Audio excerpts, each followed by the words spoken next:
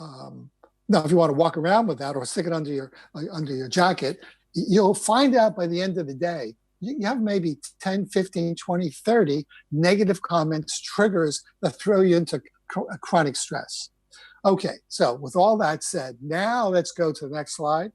I want to introduce you to three characters that don't live in your brain, but I've used this as an example. This comes from the work of Paul MacLean, who years ago, in the 1990s, early 2000s, came up with the idea of the triune brain, that the brain is divided into three segments, evolutionarily speaking.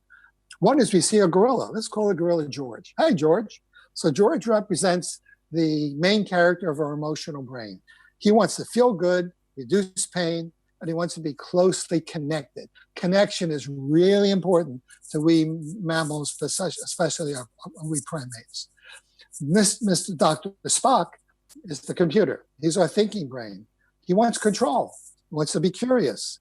He wants to wonder. He wants to have a vision. He wants to problem solve, plan. He wants to imagine.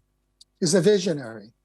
And thirdly, let's call him Jaws. Jaws is scared. He looks tough, but that's our survival brain.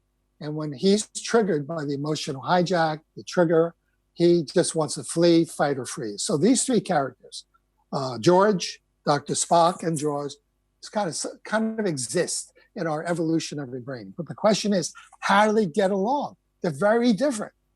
How do we get them to coexist? And by the way, if you get your internal three characters to coexist, connection, control, and safety, you're going to be great giving that to your patients. Because once you can do it to yourself, you can do it with others. If you don't know this is about yourself, it's going to be very hard to be caring, connected, and create safety for your patients.